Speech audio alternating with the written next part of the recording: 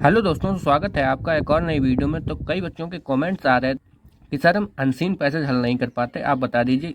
क्योंकि unseen passage जो कि सबसे पहले नंबर में आपका क्वेश्चन बनता है और बहुत ही इंपॉर्टेंट क्वेश्चन होता है। तो बेसिकली हमारे पास ये 2023 का पेपर है, ओरिजिनल पेपर है बच्चों ये।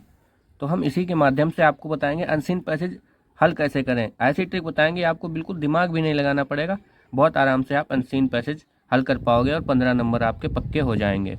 तो बने रहिए वीडियो के साथ। अगर आप इस चैनल पर नए हैं, चैनल को सब्सक्राइब और वीडियो को लाइक जरूर कर दीजिए। तो चलते हैं। तो ये रहा आपका पैसेज, यहाँ थोड़ा है और थोड़ा दूसरे पेज पे है, वो हम बाद में पहले आप इसे केयरफुली पढ़िए, वीडियो को पॉज कर लीजिए और आराम से पढ़ लीजिए। और ये है इसका दूसरा भाग, मतलब 4 लाइनें वहाँ थी और बाकी का ये है।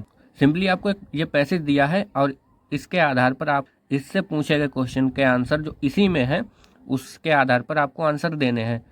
तो कैसे देने हैं आंसर, चलिए शुरू करते हैं।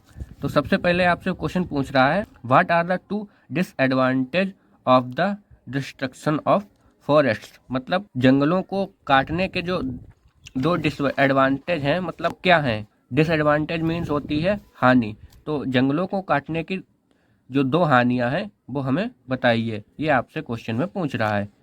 तो चलते हैं, इसका आंसर शुरुआत में ही मिलेगा क्योंकि शुरुआत का क्वेश्चन है। तो सबसे पहले आपका यहीं पे आपका आंसर लिखा हुआ है। क्या लिखा है यहीं पे आपका आंसर लिखा है, क्या लिखा है, destruction forest has a major impact of productivity of our crop lands happens to way soil erosion increases manifold and. इसका मतलब है जो मृदा का कटाव है वो अधिक हो जाता है और साइकिल ऑफ फूड्स मतलब फ्लोट्स, मतलब बाढ़ें आने लगती हैं। जब मृदा का कटाव होता है तो बाढ़ें ज़्यादा आती हैं। और आगे देखते हैं, और एंड ड्राफ्ट मतलब सूखा। अगर आप एक एवरेज स्टूडेंट हैं तो हम ये सजेशन नहीं देंगे कि आप इस प्रकार लिखें। तो आपको लिखना है कुछ इस प्रकार, जैसा कि हमने लिखा है। ये रहा आपका question, what are the 2 disadvantage of the forest. तो हमने कुछ इस प्रकार बनाया है, ये आंसर शीट आपकी, बिल्कुल आप इसे फॉलो कर सकते हैं। तो हमने क्या लिखा है यहाँ पे, the 2 disadvantage of the forest destruction of forest are soil erosion increases and drought. मतलब जो 2 हानियाँ होने वाली हैं हमें, 2 हानियाँ जो कि हमें जंगल काटने के बाद होने वाली हैं, वो है मृदा का कटाव और सूखा। क्योंकि जंगल नहीं रहेंगे तो वर्षा नहीं होगी। ठीक है, यही यहाँ से लिखना है। बढ़ते हैं हमारे नेक्स्ट क्वेश्चन पर। और अगर आप एक एवरेज स्टूडेंट, मतलब बिलो एवरेज हो, एवरेज से कम हो, तब आप क्या कीजिए, तब आप यहाँ से सीधा ही लिख दीजिए। यहाँ से आप लिखेंगे और कहाँ तक लिखेंगे, ड्राफ्ट मतलब सूखे तक। यहाँ तक अगर आप लिख देंगे, बिल्कुल नंबर आपको इसमें पूरे दे दिए जाएंगे, लेकिन आप जो टीचर पर इम्प्रेशन पड़ेगा वो थोड़ा कम रहेगा, जिससे कि वो आपके आगे नंबर काट सकता है। वो क्वेश्चन फिर पढ़ के देखेगा। ऐसे अगर आप देते हैं तब आपका जो है टीचर इम्प्रेशन बहुत अच्छा पड़ेगा। ठीक है, फिर पूछ रहा है आपसे, what are the major source of cooking energy. यहीं पे आपका लिखा हुआ है, ये लिखा है the major source of cooking energy.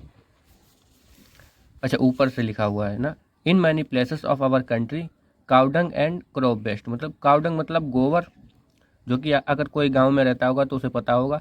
And crop waste, जो फसलें होती हैं उनका जो वेस्ट भाग।